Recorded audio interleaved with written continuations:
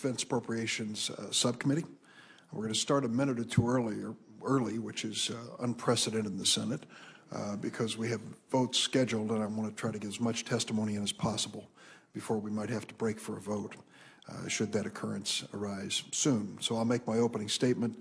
I want to acknowledge at the beginning that Senator Cochran is not late. No one is late at this point. I'm starting a minute or two in advance. Today, the Defense Subcommittee will receive testimony on national security space launches with a focus on the Evolved Expendable Launch Vehicle, or the EELV program. Our questions expose some of the core trade-offs in defense policy and highlights several challenges we face as a nation. What is the best use of taxpayers' money? How do we promote and reward innovation? How do we safeguard the viability of our industrial base? How do we protect our competitive edge against other nations? We'll return to these questions and many others throughout the year as we review the President's fiscal year 2015 defense budget, which we received just this week. Today, we discuss the EELV program, which was created almost 20 years ago when the cost and risks of launching satellites were out of control. EELV missions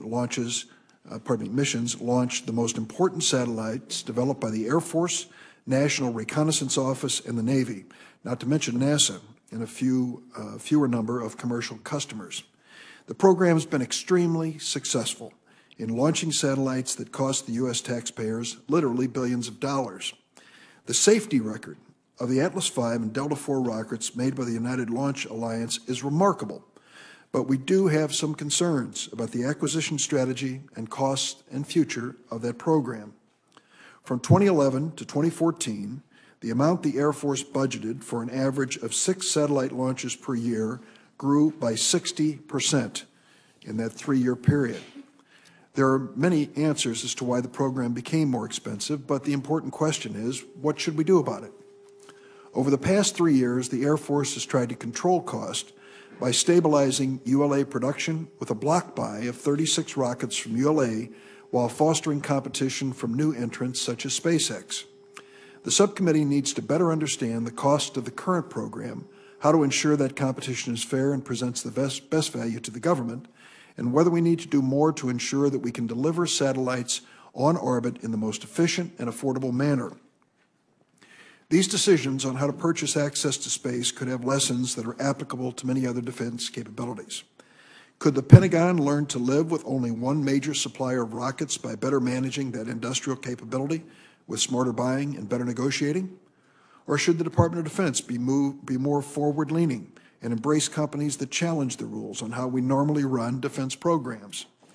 It's been the general practice of the Appropriations Committee to direct questions about acquisition programs to the government officials responsible for the use of taxpayer money. Today, we're taking a different approach by going into the details of the EELV program with the 2 companies most involved in the upcoming competition, as well as 2 distinguished experts in space acquisitions. Their views and insights on the EELV program will inform the subcommittee's deliberations on the fiscal year 2015 budget request and also shape our thinking about how the Department of Defense can best maintain access to space in a fiscally constrained environment. I'm going to welcome our witnesses, Christina Chaplin, Director of Acquisition Sourcing and Management at the Government Accountability Office, Michael Gass, President and CEO of United Launch Alliance, Elon Musk, CEO and Chief Designer of Space Exploration Technologies, Dr. Scott Pace, Director of the Space Policy Institute at the Elliott School of International Affairs, George Washington University. I'm going to ask the witnesses to provide their 5-minute opening statements, but I note the presence of the ranking member of the Full Appropriations Committee, Senator Shelby of Alabama, and I'd like to give you an opportunity, if you wish, for an opening statement. Mr. Chairman, thank you very much. I will try to be brief because we have a distinguished panel here. Delivering national security satellites safely to orbit is one of our most important national security missions. This requirement is precisely why the Department of Defense focuses on mission success and reliability in the Evolved Expendable Launch Vehicle, or what we call EELV program. This focus and the work of the EELV sole source contractor, the United Launch Alliance, has resulted in 68 consecutive successful missions. 68 consecutive successful missions. I recognize this achievement, not just as a senator from Alabama, where the ULA performs its engine assembly work, but as someone who has watched the defense industry for decades and knows that a 100% success rate is no small feat. As the Department of Defense moves forward with a new acquisition strategy for the EELV program, I believe we must ensure that the program's record of success is maintained. Much of today's discussion will focus on competition, and I agree that competition typically results in better quality and lower price contracts. But the launch market is not typical. It is limited demand and is framed by government industrial policies. And while the goal of competition is to lower the cost of access to space, which I think is good, combined with the need to maintain performance and reliability, such as we have today, competition may not actually result in a price reduction for the federal government.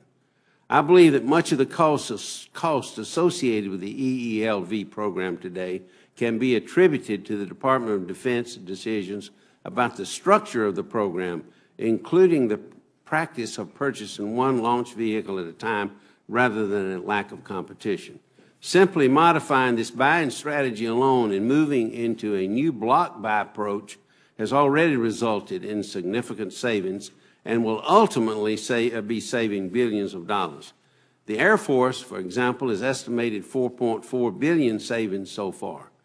The wise stewardship of taxpayer resources is essential in all government programs, and oftentimes competition is key. In this case, the safety and security of our national security payloads is paramount.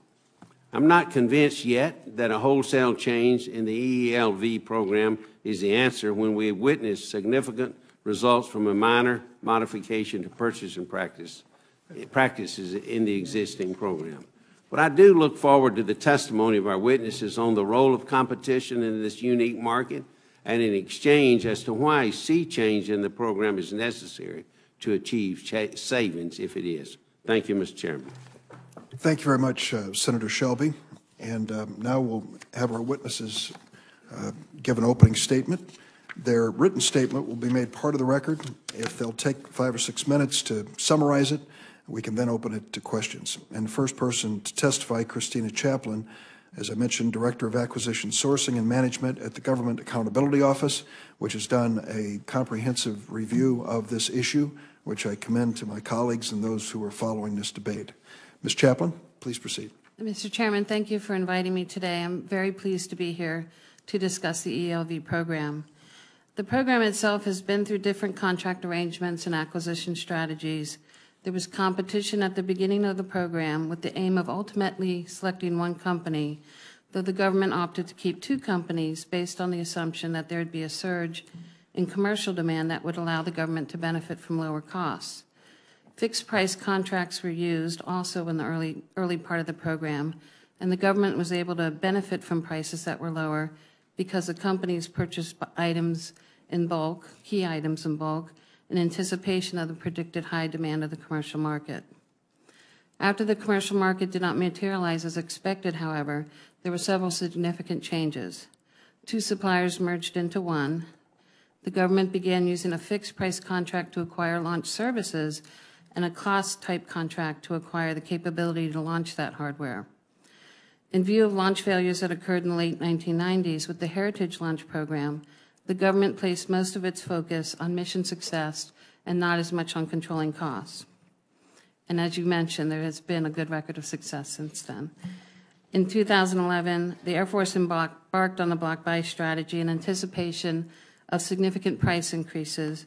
However, the GAO found that the government did not have the knowledge it needed to make such a significant commitment, particularly with respect to program costs and the launch industrial base. At the time, there were also mixed views within DoD about the value and viability to introduce competition to help lower prices, but DoD ultimately set out to do so. Since our 2011 report, DoD has made strides in gaining knowledge about costs and other issues surrounding the ELV, and it has achieved significant savings in negotiating the block buy. There may be a debate as to the validity and extent of the savings, but we do know that the DoD performed the analyses and the studies that better armed it for negotiations. Further, the program now benefits from auditable business systems and greater oversight. DoD deserves much credit for these efforts. There were also significant positive changes in the new contracts, but the basic way of acquiring launch services remained the same. There's a fixed price arrangement for the vehicles themselves and a cost arrangement for the capability to launch the vehicles, which includes things like systems engineering and integration. It is important to keep in mind that the capability contract maximizes the government's flexibility, which is beneficial when there are delays in satellite deliveries. The block buy contract is for 35 rocket cores, and DoD plans to compete up to 14 cores starting as early as 2015. There are a number of ways DoD could run this competition. We looked at 2 ways at each end of the spectrum for some recent work we did for the Congress. One is to contract similar to the way it currently contracts with ULA. The other is to follow a commercial approach. My statement details the benefits and challenges of both. In short, if DoD contracts similar to the way it contracts with ULA, DoD could retain insight into contractor costs and pricing data, which would lend itself to a better bargaining position in future negotiations. But this approach could also add costs. For the new entrants, including a cost-plus portion in bid proposals, for instance, would require them to develop and install new business systems to fulfill government data requirements. If DoD followed a commercial approach, it could have an avenue to decrease launch prices and increase efficiencies. However, it would also likely lose access to contractor cost and pricing data and some flexibility in rescheduling launches if satellites delivery skip. We did not recommend an approach. It is not GAO's role to do so, and there are other possible approaches. The goal of introducing competition is being achieved, though the competitors may prefer different paths. The factors that DoD will need to weigh as it makes its choice likely include the need to maintain a high degree of reliability, as the satellites being launched are expensive and are vital to national security, the need for flexibility in launches, the importance of retaining cost and pricing data, the need to keep costs down, and considerations about the future government's demand for launch services. This concludes my statement, and I'm happy to answer any questions you have. Thank you very much, Ms. Chaplin. We will have some questions, but next we're going to hear from Michael Gass, President and CEO of United Launch Alliance. Mr. Gass. Chairman Durbin, Ranking Member Cochran, members of the subcommittee, thank you for the opportunity to appear today to talk about the EELV program and the future of space launch. On behalf of the men and women of United Launch Alliance and the entire EELV supply team, we are honored to be entrusted with the responsibility of safely delivering critical national security capabilities to orbit. ULA also supports customers outside of national security. For NASA, we have launched science missions to the Moon, Mercury, Jupiter, and Pluto, and even sent the rovers onto Mars. Our customers extend beyond the government to commercial sector, with 9 commercial missions to date and several more on the manifest. I am also pleased to report that ULA and the government team have consistently delivered 100% mission success, over 68 times since the inception of the program, delivering over $60 billion of taxpayer-funded satellites. We are currently at a tempo of one launch every month. ULA's Atlas V and Delta IV are the most powerful and most reliable rockets in the world. They are the only rockets that fully meet the unique needs of the national security community. The Air Force EELV program was openly and fairly competed in the late 1990s with a unique acquisition strategy at the time that required significant upfront investment by industry. Lockheed Martin's Atlas and Boeing's Delta products were the winners of that competition. Over the past 17 years, the program has continued to deliver, meeting the needs of our nation effectively and efficiently. The EELV program is entering a new era. The Air Force new acquisition strategy aims to maintain reliability and stabilize the industrial base while reducing costs and potentially reintroducing competition. The new strategy is a welcome improvement from the highly inefficient and costly approach of buying rockets one at a time. The next phase of the Air Force strategy is to reintroduce competition. I believe there are important questions about how EELV competitions will be structured to ensure they are fair and open and whether competition will actually save the savings that is promised. Ultimately, the central question is whether savings from competition will be sufficient to offset the cost of duplicating existing capabilities. ULA was formed to enable assured access to space with 2 separate launch systems, with the recognition the market demand was insufficient to sustain 2 companies. We went from 2 competing teams and redundant and underutilized infrastructure to 1 team that has exceeded the savings of consolidation expectations. Looking to the future, ULA is investing in new technology and concepts to make our products better and more affordable. We are investing in internal funds to develop a capability to launch 2 GPS satellites at once, cutting launch costs almost in half. ULA, along with our government customers, is reviewing every requirement and every process to eliminate any unnecessary or inefficient elements. ULA also is aggressively expanding its customer base, both at NASA and in the commercial sector, with additional launches because improved utilization of the fixed infrastructure improves the cost for all customers. ULA and our industry partners are working closely with NASA's Space Launch System and other DoD programs to find opportunities to improve product designs and efficiently utilize existing industrial base infrastructure to lower the cost for all programs. On a personal note, I've been in this business for 35 years. I've worked with the government in every imaginable approach to buying launch services, from the traditional DoD contracting approaches to the commercial approaches, from buying rockets in blocks to buying them individually. I've also worked extensively in the international and commercial sectors. I was there in the 1990s when the commercial demand for launch was projected to be dozens of launches per year, only to have the projected commercial demand evaporate overnight. I believe leveraging the demand of the commercial sector is smart, but relying on commercial demand to enable national security carries huge risks, both to the rocket supplier and to its government customers. I've also experienced some of the launch industry's darkest days, such as in the late 1990s, prior to the EELV program, when the U.S. suffered a series of 6 major launch failures over a 10-month period. Those losses totaled billions of dollars and were a harsh reminder that launch is risky and extremely unforgiving. It's difficult to overemphasize the loss of national security those failures caused. I believe the impressive successes we achieved on EELV stem from the difficult lessons learned from those failures. These lessons include sustaining a laser focus on technical rigor and the importance of open and transparent relationship with our government customers and the acquisition strategies that align with customers' priorities. In summary, I believe the EELV program has been a major success for the nation. We will continue to provide the assured access the nation needs to deliver critical capabilities to orbit reliably and on schedule. We look forward to working with our government customers to further drive down cost without compromising the reliability and readiness. Thank you for the opportunity, and I look forward to your questions. Thanks, Mr. Cass. Elon Musk, CEO and Chief Designer of Space Exploration Technologies, the floor is yours. Thank you. Mr. Chairman. Turn on your, there we go. Mr. Chairman, Ranking Member Cochran, members of the committee, thank you for having me here today. SpaceX was founded to make radical improvements to space transport technology, with particular regard to reliability, safety, and affordability. Today, it is arguably one of the leading aerospace companies in the world, with nearly 50 missions contracted at a value of approximately $5 billion. We have launched our Falcon 9 rocket 8 times with a 100% success rate, including 4 launches for NASA, 3 which docked with the International Space Station, and have launched a sophisticated geostationary satellite for the world's leading satellite companies. We are restoring America's competitiveness in the global commercial space launch market as the only U.S. company that is consistently winning head-to-head competitions for launch opportunities at the world level.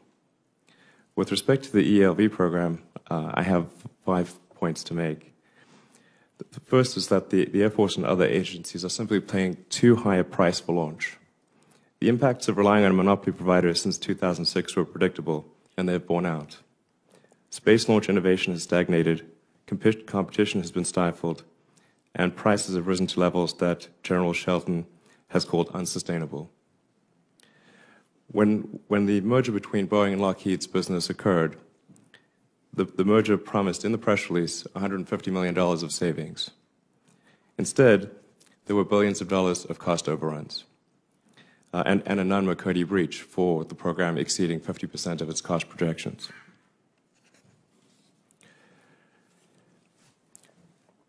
According to congressional records, in FY13, the Air Force paid an average of $380 million for each national security launch, while subsidizing ULA's fixed costs to the tune of more than $1 billion a year, even if they never launch a rocket. By contrast, SpaceX's price is well under $100 million, meaning a savings of almost $300 million per launch, which in many cases would pay for the launch and the satellite combined. So if you took something like a GPS satellite, which is about $140 million, you could actually have a free satellite with the launch. So our launch plus the satellite would cost less than just their launch, which is an enormous difference. And we seek no subsidies to maintain our business. To put this into perspective, had SpaceX been awarded the missions ULA received under its recent non-competed 36-core block buy, we would have saved the taxpayers $11.6 billion. Competition, point number 2, competition is coming to the national security market. This has been acknowledged. And we are ready to compete for that. In order to be certified as an ELV provider, SpaceX has had to meet a number of requirements that were never demanded of the incumbent provider. We were required to successfully launch 3 flights of our upgraded Falcon 9 vehicle, which we achieved in January. Under our ELV certification agreement, we're undertaking vigorous engineering reviews with the Air Force. To date, we've delivered more than 30,000 data items to the Air Force and provided total access to our internal systems to more than 300 government officials for certification. And we hope to complete that certification this year. And point number 3 is we really believe that robust competition must begin this calendar year. We applaud the early steps the Air Force and NRO have taken to reintroduce competition into the ELV program. In 2012, the Air Force, under direction from the Secretary of Defense, committed to competing up to 14 missions, with 5 missions available for competition this year.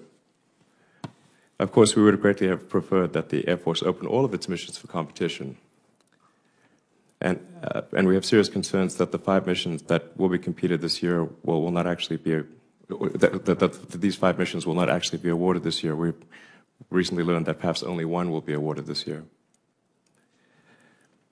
Point 4, with the advent of competition, a launch should really be viewed as a commodity, and any competition between new entrants and ULA should properly acknowledge the launch subsidy received by the incumbent. Consistent with federal procurement regulations and DoD acquisition directives, when a competitive environment exists, the government should use firm fixed price FAR Part 12 contracts that properly incent contractors to deliver on time and on budget. That means eliminating the $1 billion subsidy, annual subsidy to ULA, which creates an extremely unequal playing field. And the final point is that our Falcon 9 Falcon Heavy launch vehicles are truly made in America.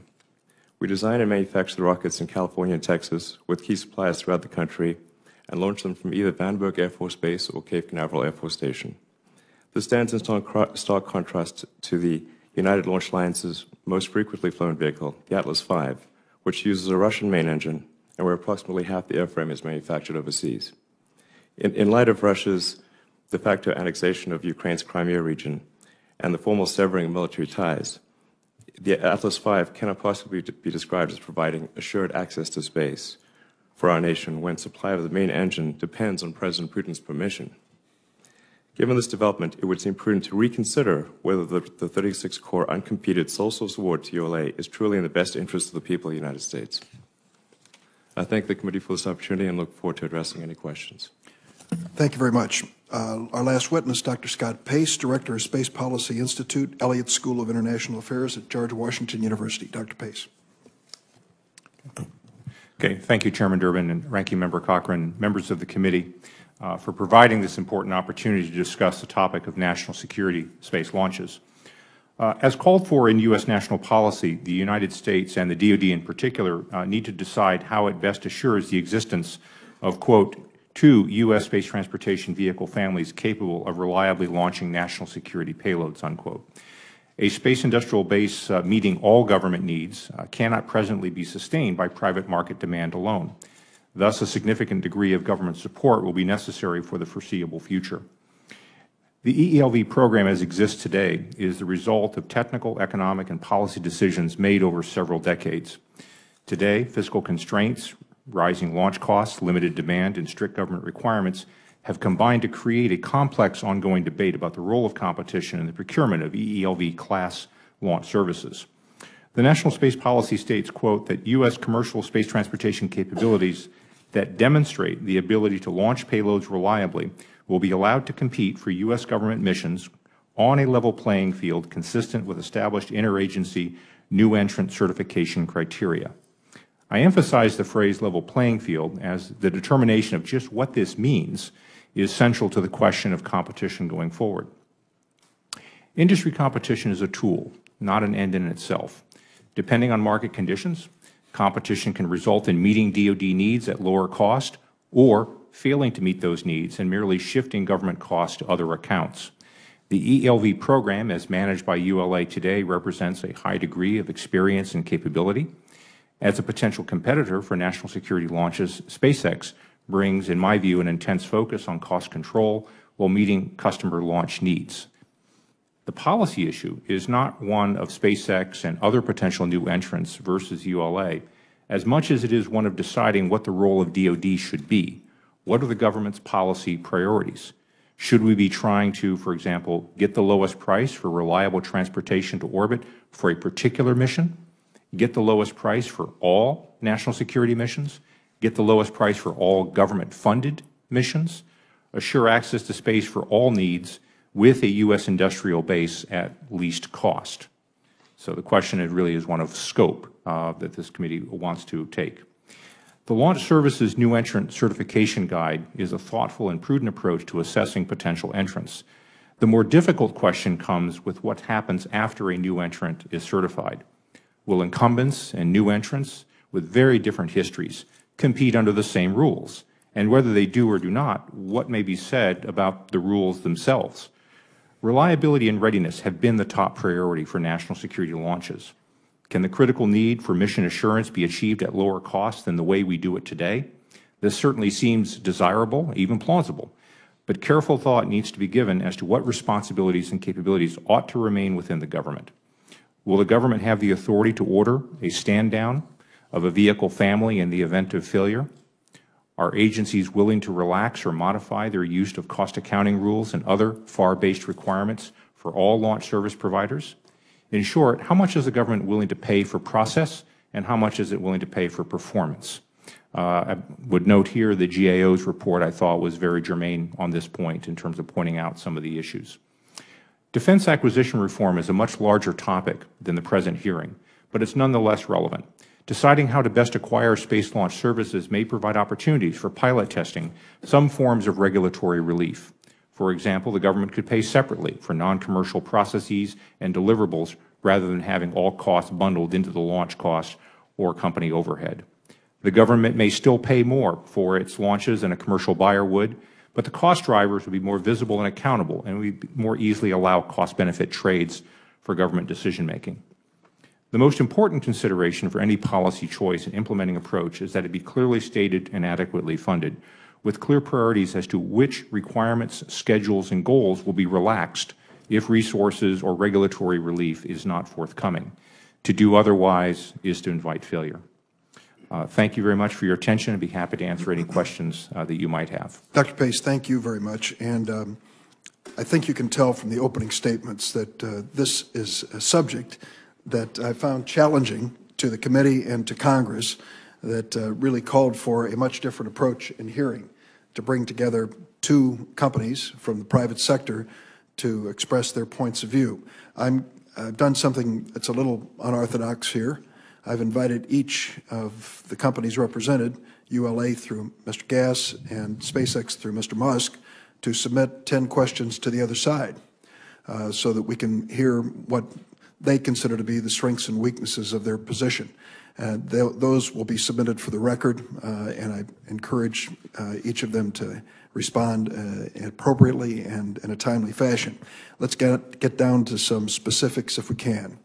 Mr. Gass, Russia's in the news, and the question about sanctions by the United States against Russia for their adventurism in Crimea raise a question about our future relationship with this company, or with this country.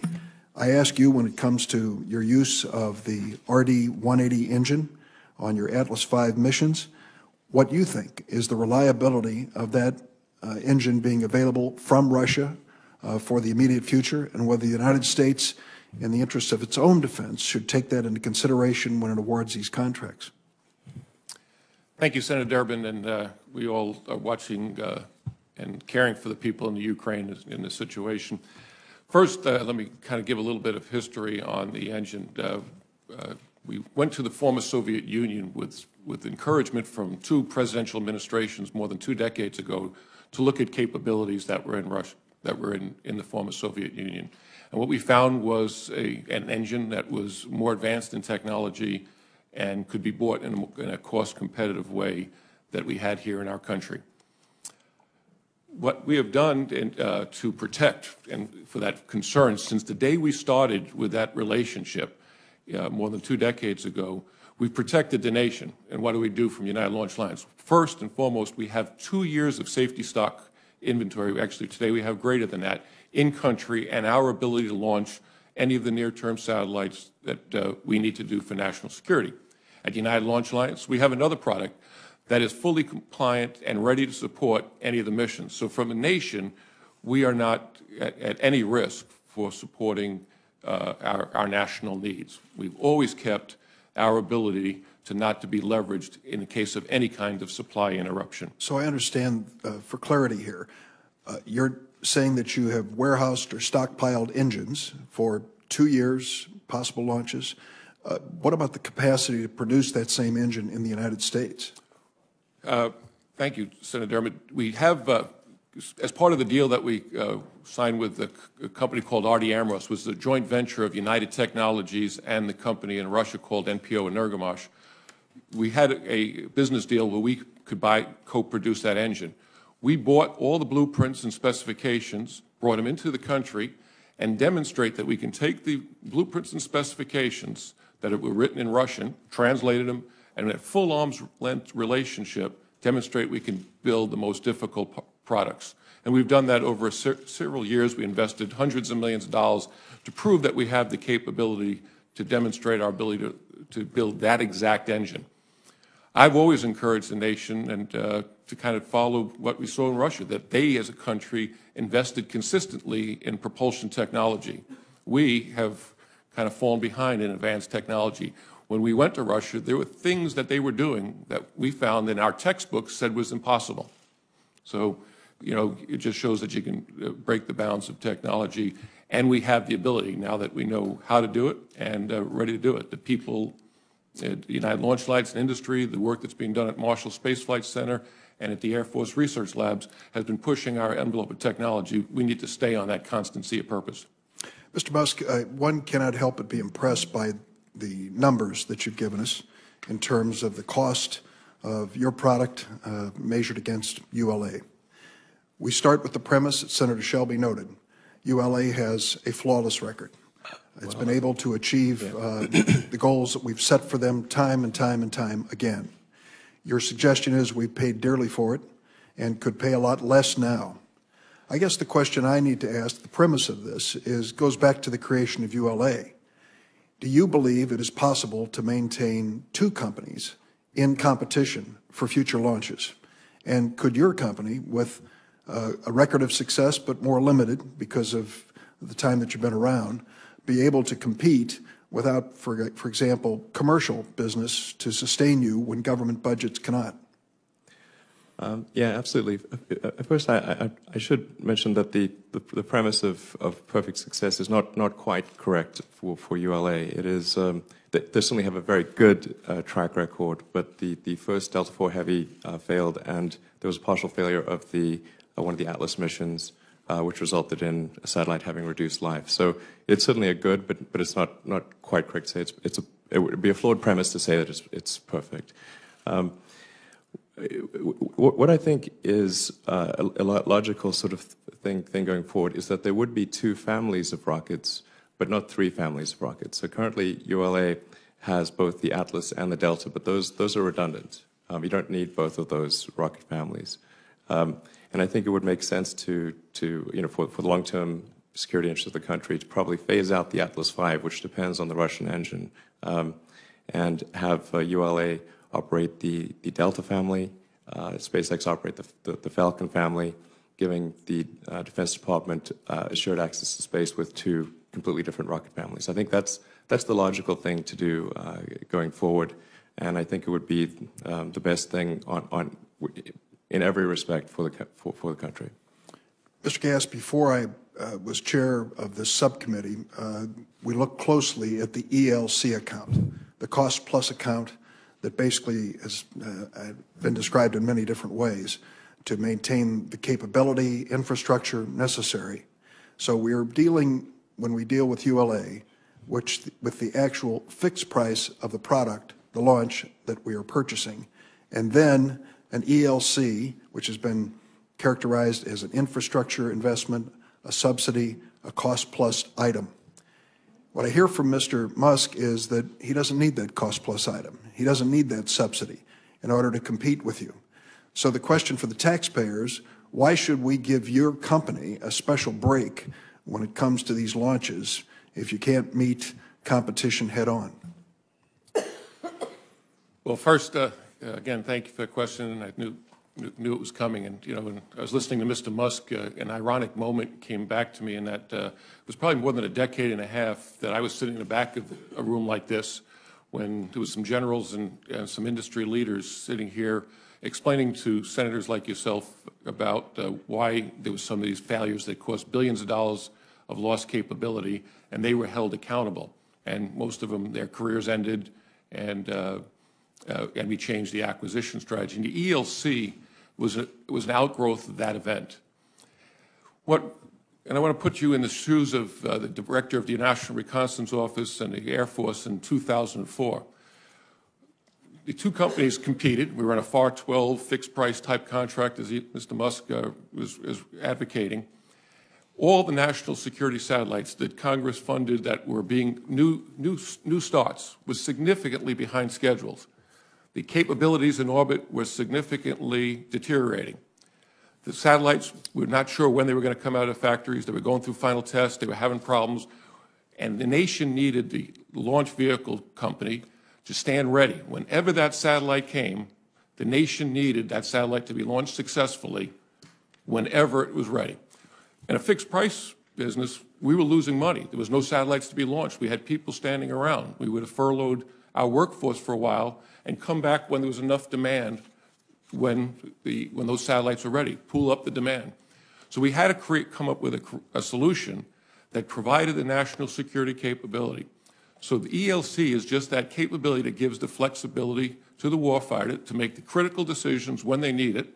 It's categorically not a subsidy. I wish I had a contract that Mr. Musk has, that he has from the NASA commercial cargo activity, much better for making us competitive in the true commercial market, because it doesn't come with any of the constraints and burdens of accounting that I think Ms.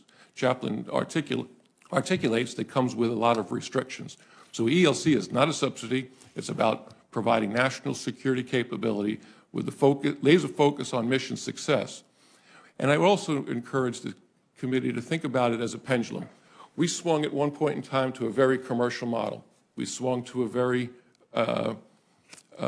classical DoD contract, and the pendulum is moving back to a middle. We need to find that right equilibrium that brings that balance of critical missions and it promotes cost competitiveness. Thank you. I'll have some more questions in the second round. Senator Cochran. Mr. Chairman, thank you very much for convening this hearing. It's obviously very appropriate and timely.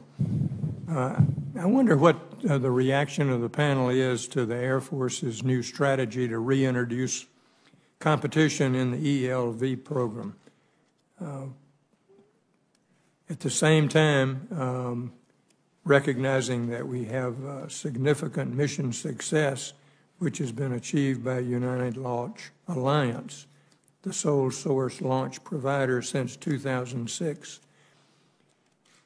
What is your reaction to that situation? Should we continue to support this as it is, or should we make changes? Like to go first?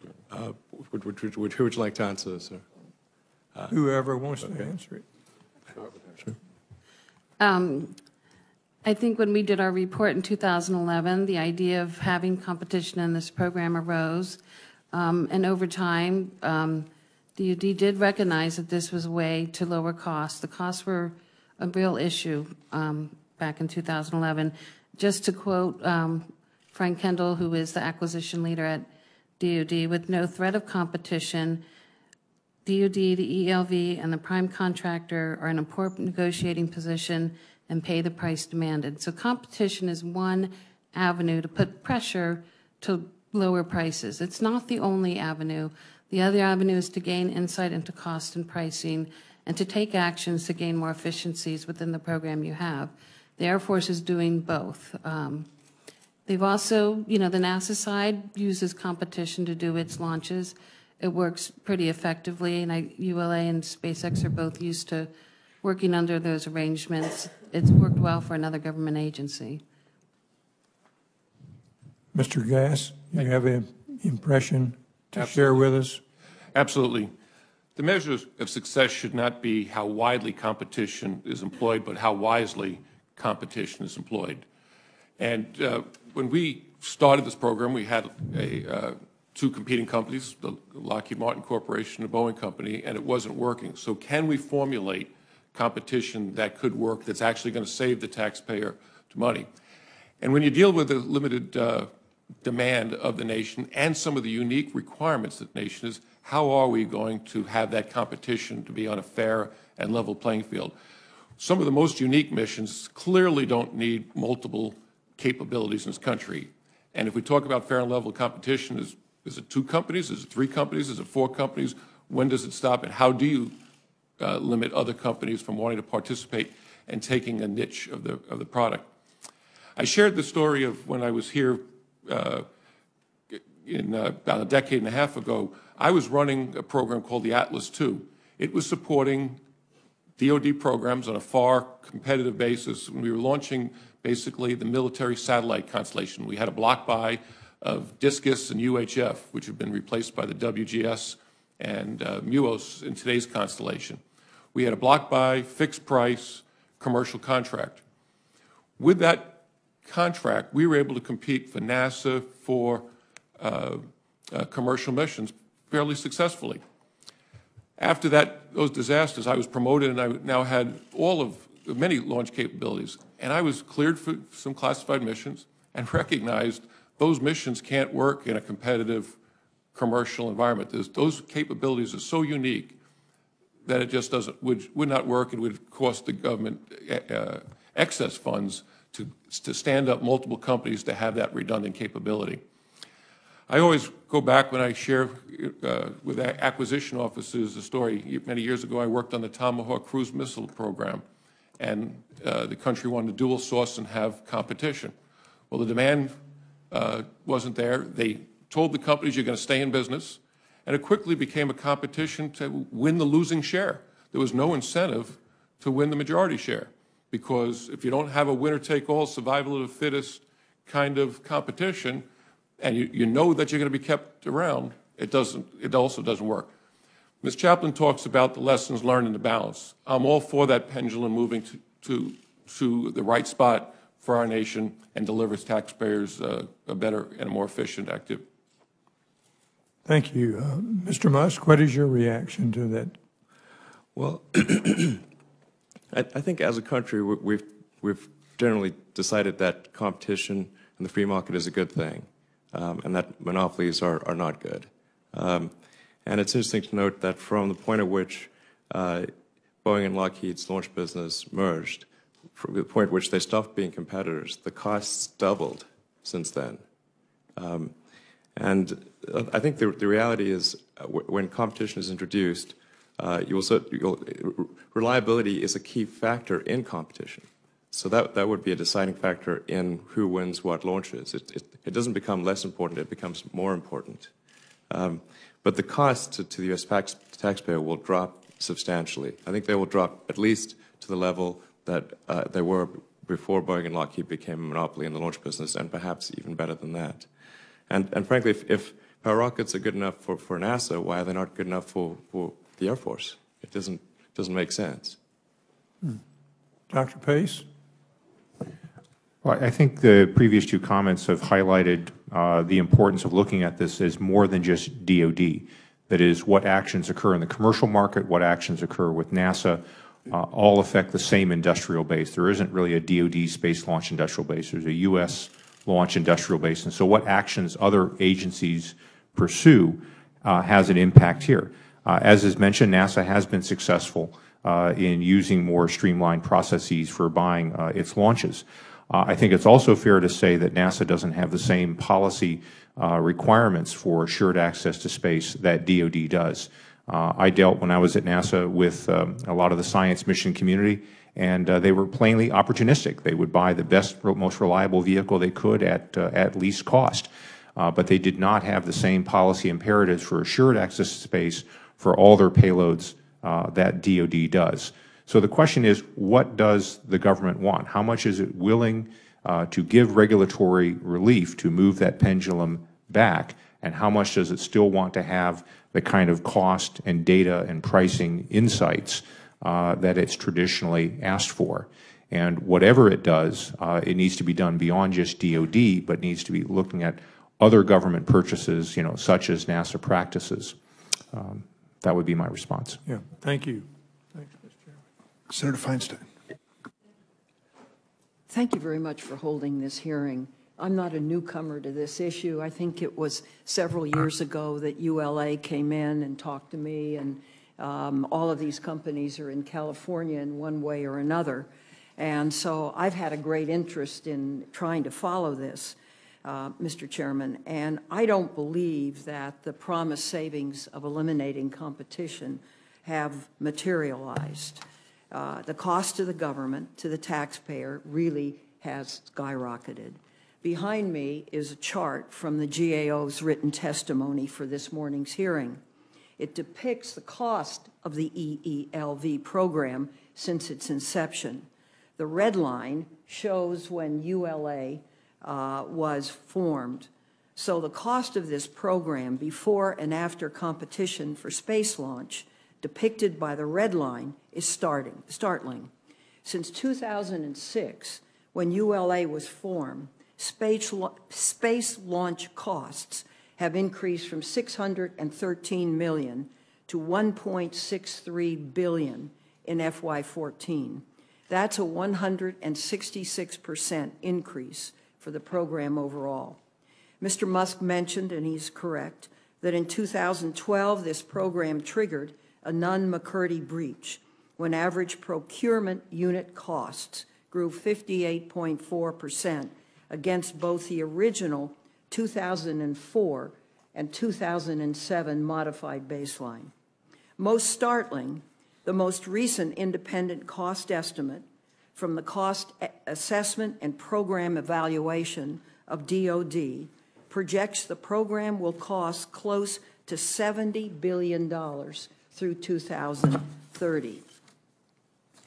I welcomed Secretary Kendall's acquisition decision memorandum dated November 27th, 2012. And I'd like to submit this for the record, if I may, Mr. Chairman.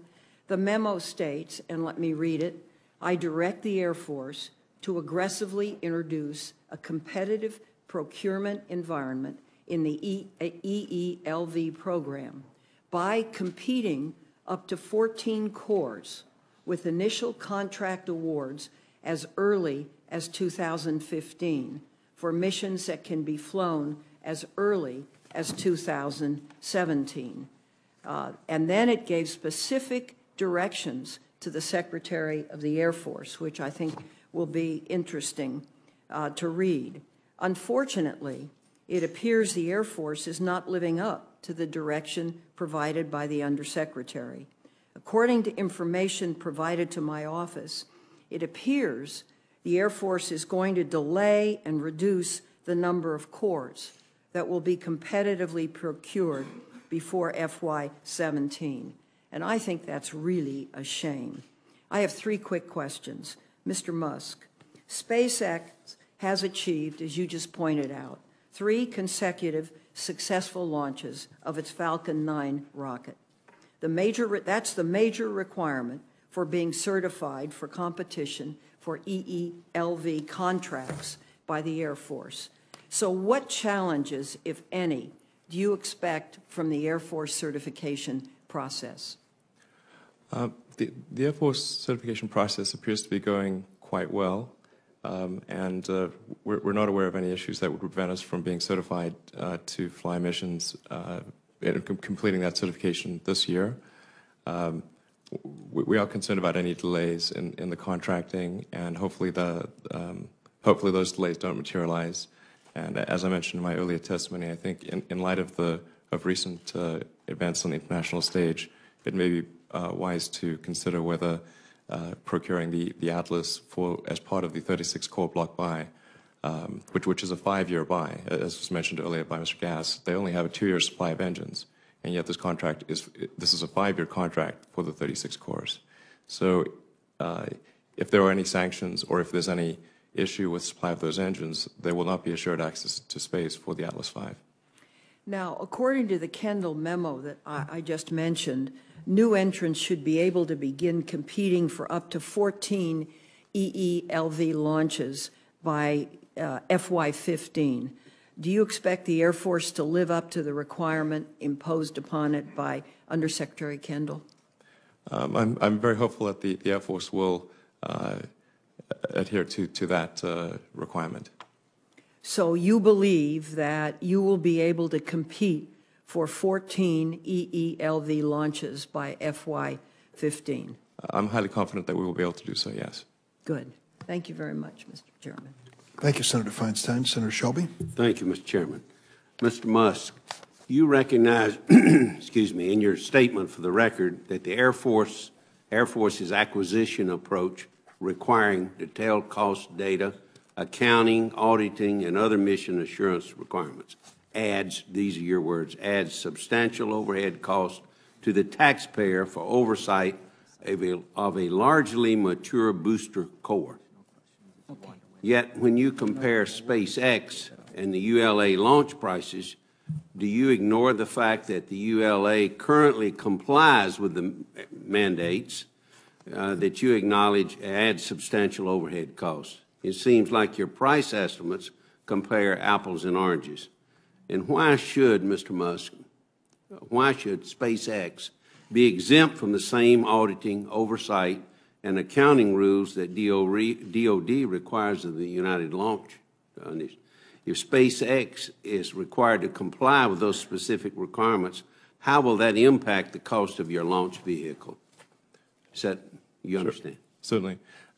So we provide full and detailed insight into all of our costs. We've been doing so for a long time to NASA, and we're also providing that to the Air Force.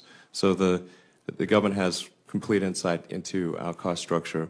There is additional cost for U.S. government missions due to the mission assurance process because the U.S. government does not buy launch insurance. So in order to improve the probability of success, there is quite a substantial mission assurance overhead that's applied, which is why our launch costs are estimated to be 50% higher for Air Force flights than for commercial flights. So instead of $60 million for a commercial mission, it's $90 million. But that compares to more like $380 million for United Launch Alliance.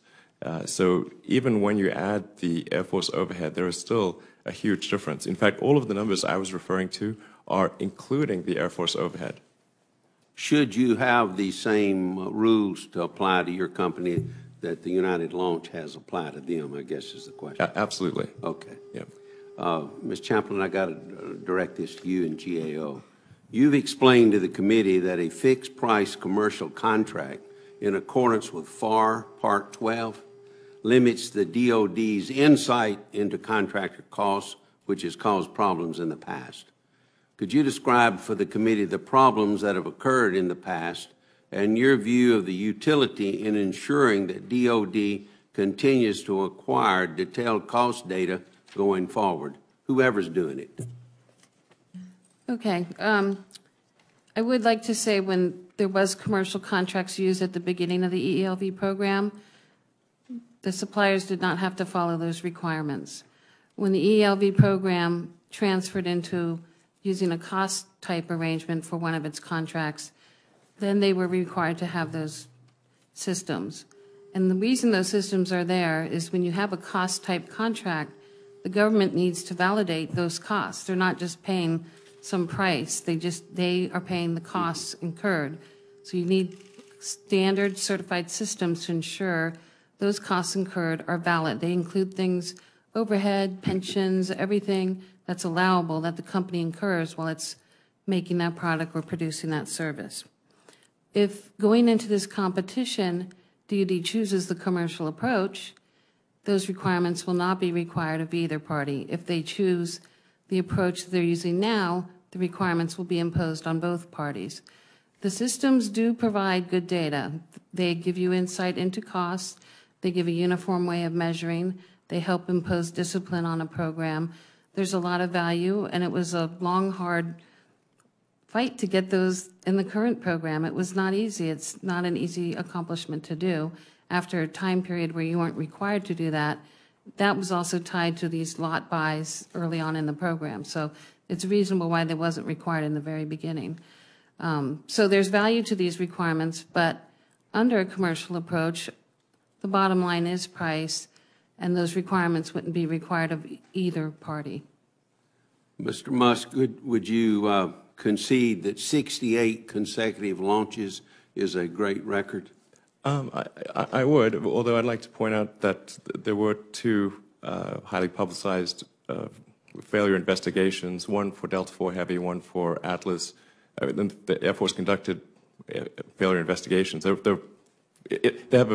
ULA has a very good track record. It is just not quite as perfect as 68 perfect launches. Mr. Gass, you have any response to that? We measure the mission success by our customers' declaration. And so if they declare that the satellite and the mission is success, we use the same record. And why it's important, because our profit is tied to a mission success. If we don't deliver it, it's not only we forfeit our profit, but potentially get a penalty. So the declaration is about the on-orbit capability, and that's how we measure success. Mr. Musk, in October 2012, I believe this is right, a secondary payload aboard a SpaceX Falcon 9 rocket was sent into the wrong orbit because one of the 9 Merlin engines powering the rocket failed. What recourse did the owner of the secondary payload have in that situation to recover damages? In other words, what's next? What was next? Right. Well, by ULA's definition of success, that mission was perfect. No, that was perfect, although you went into the wrong orbit and so forth. You're right. Saying that's perfect. So the primary mission, which was to deliver the Cassiopeia satellite, was 100% successful. There was a secondary satellite that was an optional objective that was not part of the primary mission. But as I said, if you accept ULA's definition of perfect success, then that mission was perfectly successful. Mr. Gass? It would not be declared successful. If that was a contracted requirement, we would. He would say it was successful by his criteria, but you'd say it was not successful. Right. By yours. You know, we could have a debate about success, but if it's considered an experiment and the rocket was supposed to perform all the capabilities and it didn't, that's a different kind of business arrangement. But in our measure of success, we put margins in. The anomalies that Mr. Musk referred to that we had on United Launch Alliance was design margins. The margins came into play, and we were able to successfully deliver the satellite. It is an incredibly risky business, and everything needs to work perfectly. Dr. Pace, you have any comment on that? I would add more from as a former analyst, with NASA, that getting detailed understanding of the prices and costs. Prices we understood, I think, with SpaceX. Understanding all the costs, I think, was somewhat more difficult. SpaceX did not have, when I was at NASA, the detailed level of business accounting systems that we were used to on other projects. So we had a very robust dialogue with SpaceX people, and we got a lot of information. There's a lot of cooperation. But I would have to say that really understanding all those costs to the same level of detail was hard to come by. And so eventually in some areas we said, you know, there's some magic going on SpaceX. We don't fully understand, but we appreciate the results. Again, how much is the government willing to pay and impose on SpaceX on these contracts? If it's not willing to impose those kind of detailed reporting requirements, are they willing to relax them, you know, on other players? Thank you. Thank you, Mr. Chairman. Thank you, Senator Shelby. In this round, I'm going to take what I consider, after listening to the testimony and reading the background here, the best arguments on both sides and ask you each to address them. I'll preface my question to Mr. Musk as follows. In this new job, I'm traveling around the United States, seeing some amazing capacity that we have developed. Newport News, the very best when it comes to building submarines, aircraft carriers. Head up to Connecticut, helicopters. Wherever you go in this country, California as well, Boeing in the Midwest, you see some exceptional companies doing exceptional work, keeping us as safe as possible. And they all say to me, Mr. Chairman, if you keep cutting these budgets, we're going to be laying off the best workers in the world. And when you need us, if you ever need us, we won't be there. So you've got to find a way to maintain our capacity to build, even if we're not at war, even if our budgets are going down. When I heard Mr. Gass explain the ELC, I think that's what I heard. He suggested there was a time when the workers were idle.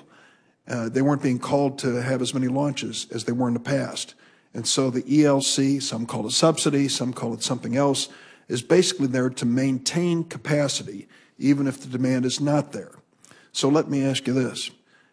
What kind of risk do we run as a country to jeopardize the capacity of ULA by eliminating the subsidy or not factoring it into the bid so that ultimately war, no war, good budget, bad budget, when we need them, they'll be there? Sure. Well, the reality is that today there's a steady cadence of Air Force and NRO missions every year. So you don't really have the wide difference that from one year to the next that you had in the past. So I think the prior justification of needing that for stability is no longer there, because there is a stable launch demand from the Air Force and intelligence community. Secondly, I go back to the point that there's really not a need for ULA to maintain two families of rockets, both the Delta and the Atlas. And given that the Atlas is dependent upon a Russian main engine, which can be cut off at any time, the logical thing to do is to eliminate the Atlas family, have the Delta and Falcon family, and that will provide the greatest amount of assured access and the greatest reliability and the cost savings that the government is looking for. Mr. Gass, you saw the chart that Senator Feinstein produced. When it comes to competition, it usually means lower cost. When there's no competition, a monopoly situation or anything close to it, buyer beware. Consumer, consider the possibilities here that your costs are going to go up unbridled. So what we hear from Mr. Musk is that if we went into price competition, we could save a lot of money in a hurry. That, in fact, ULA, based on his estimates, is overcharging the taxpayers. Now, here we're facing a budget situation which is awful. We are seeing limited increases in defense spending and, slightly over the horizon, another sequestration coming our way. So why shouldn't we, as good stewards of taxpayers' dollars, say, well, let's put some competition in it. That's the American way. That's the free market. Let's make sure that ULA is not overcharging us. When we look at the mountains on Senator Feinstein's chart, it suggests that without competition, your costs have gone up dramatically. So why wouldn't the taxpayer be better served with competition? Thank you for that question. It's important. And may I ask you to put the chart back up? First, for the record, I heard Mr. Musk use all kinds of numbers that were categorically wrong, and I'll be glad to share with the committee the right calculation. I saw this chart last night in the GAO report when it was released, and I noted it as well, and that's an accurate representation of appropriation. It's not an accurate representation of cost or cost performance. Let me just point your attention to the red line. In a period of time, we were launching 1 or 2 a year. Satellites were late, and as you described, we were being paid for capability to stand ready. As we go out to the outer years, we're now buying rockets and launching in about a 10 or 11 year. So if you just do division, all of a sudden it'd be different.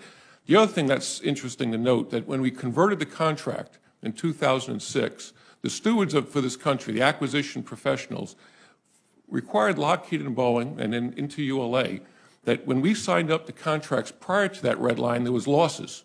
We actually had to give credits at about almost $1 billion that we took off the contract price so you didn't have to appropriate during that time, and the company took those losses because they were overly aggressive in the pre-red line activities with that expectation of commercial.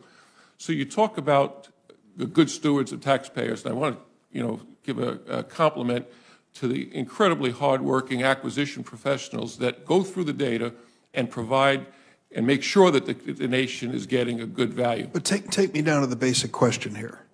Price competition is going to give the taxpayers a lower cost, is it not?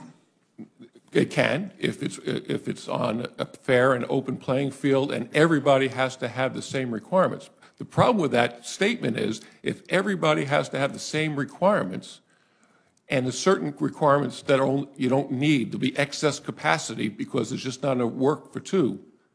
And if everybody has to have it, it could create excess cost. The other example that I gave before when I talked about the Tomahawk cruise missile, if you know you're not going to lose, and it's not a winner-take-all, you may not have the right kind of incentives. At the same time that Ms. Feinstein shows the increase in the appropriation, there was a period of time where we had a contract that was not incentivizing cost performance. We had what we call an award fee contract, where requirements could creep up. And as a company, an award fee, if we said no and pushed back on the requirements, you get negatively rewarded on your profit rate. Today, the Air Force fixed that. We have a very clear contract that's aligned on the priorities. That's one, mission success is a major portion of our profit, and we have a cost incentive contract on ELC. We have to year-over-year improve. We signed up to a greater than a 5% year-over-year improvement. It's already in the contract, and we're incentivized to improve upon that. And so it's the right kind of contract for the time frame. The period of time where the satellites were not coming on a regular basis is a different time frame than where we are today. I came into the building and talked to the DoD officials as early as 2008, seeing that things were going to get more stable, that we needed to change the acquisition strategy. And it took us to 2012 for us to do that, but it's on the right path. Senator Cochran.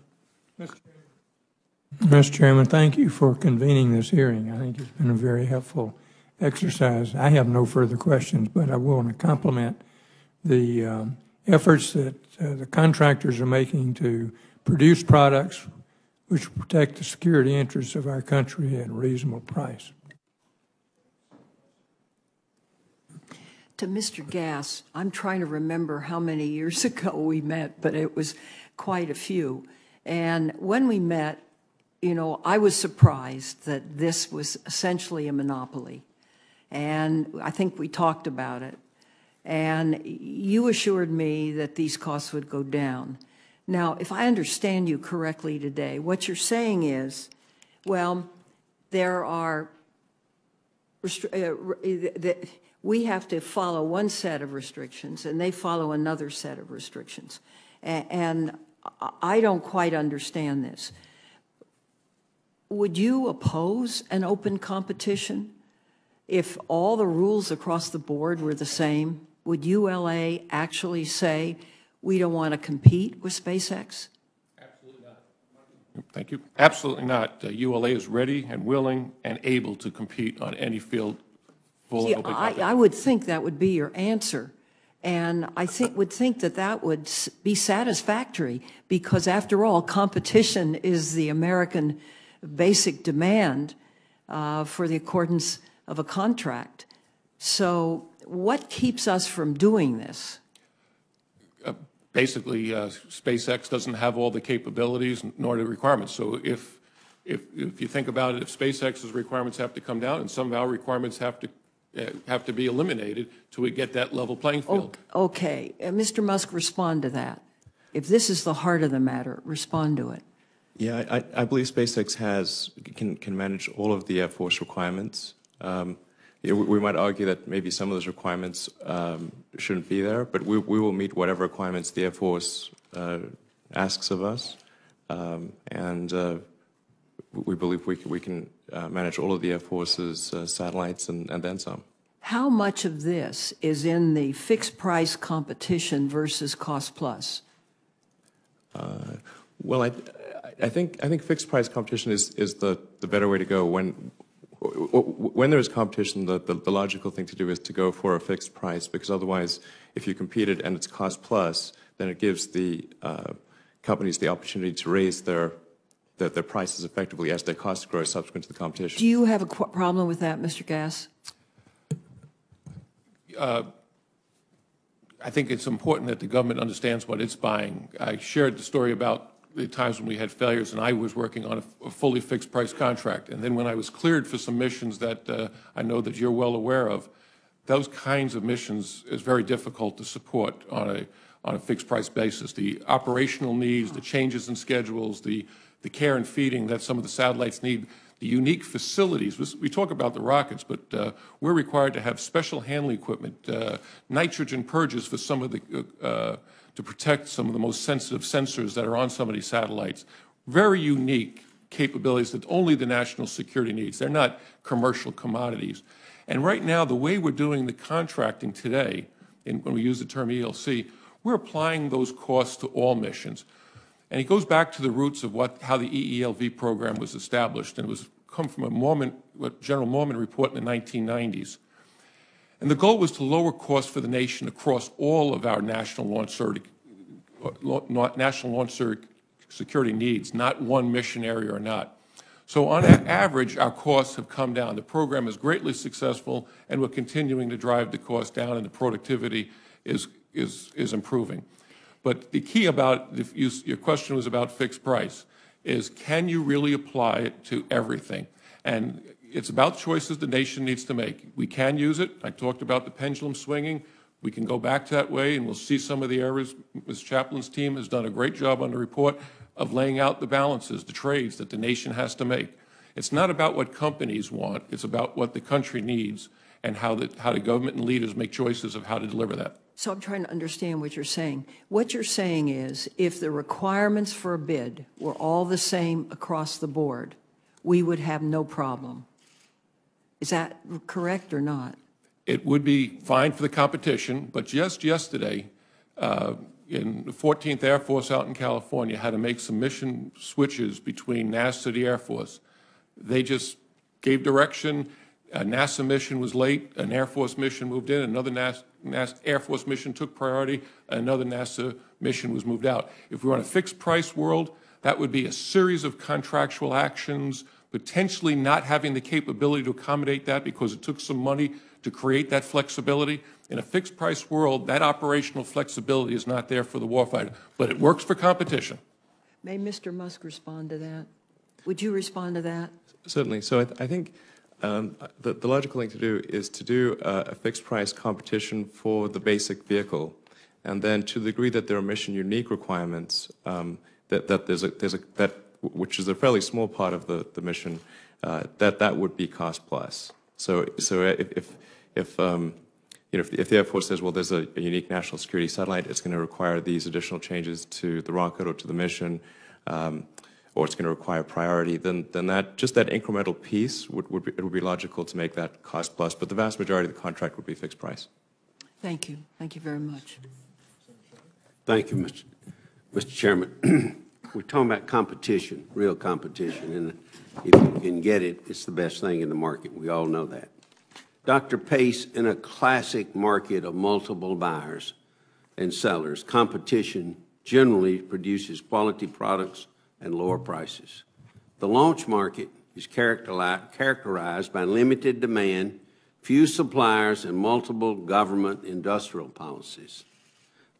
Therefore, lowering the cost of access to space while retaining performance and reliability may not result in price decrease for buyers. We don't know. If DOD has to pay, for example, new entrants for the infrastructure and labor costs now included in the EELV launch capability contract, how would duplication of existing infrastructure result in lower launch costs for DoD? A lot of us are concerned that recreating the wheel could actually increase overall costs compared to what DoD is currently paying. Would you have a comment on that? That's certainly possible. I think what we could see happening is that the introduction of competition could lower the cost as a virtue of lower prices for a wide category of services. There's a number of missions that I think SpaceX, for example, could certainly compete for. There are a number of missions that it may take a while before SpaceX can compete, as mentioned, the Delta IV class systems, although eventually it may compete for those as well. So the question is, what do you want the industrial base to actually look like? If you break these costs out, if you charge extra for non-commercial processes, is the government willing to pay for that, or do they prefer the convenience of bundling all that up? Mm-hmm. I could imagine a situation where Atlas exits the market, as described, where Falcon takes over for most of that. We're still retaining the Delta IVs, and that is a much more segmented market. But as a result of that segmentation, you'll simply have a new set of monopolies. You'll have areas where only the Delta is going to be meeting that until SpaceX develops new products. You may have situations where only the Falcon is meeting other needs. So you'll be swapping the number of players around. You'll be breaking costs out in a more clean way. But whether total costs go down for the government, I think, is still something to remain to be seen. How important is quality? In other words, the 68 straight launches, successful launches, important to DoD, for example? Well, I think it's absolutely crucial, because what's happened so far is that we as a government have paid for reliability and readiness. Mm-hmm. I would also say that SpaceX is accumulating launch experience at a very, very rapid rate. Every one of those Falcons that goes off, that's 10 engines, as I understand, that are being qualified. So their rate of experience is building up quickly, but ULA has a longer range of experience with a wider range of payloads. So it's really two things that are quite different from each other. Thank you. Thank you, Mr. Chairman. Mr. Chairman, I do have a number of other questions I'd like to submit for the record. Certainly. And if there are no further questions in today's panel, I want to thank all of you for being with us. Dr. Pace, Mr. Musk, Mr. Gass, and Ms. Chaplin, thank you for your contribution today. There will be written questions coming your way, and we hope that you will respond to them in a timely fashion so we can make this report available to the public, and this meeting of the subcommittee will stand adjourned. Very interesting. Good hearing.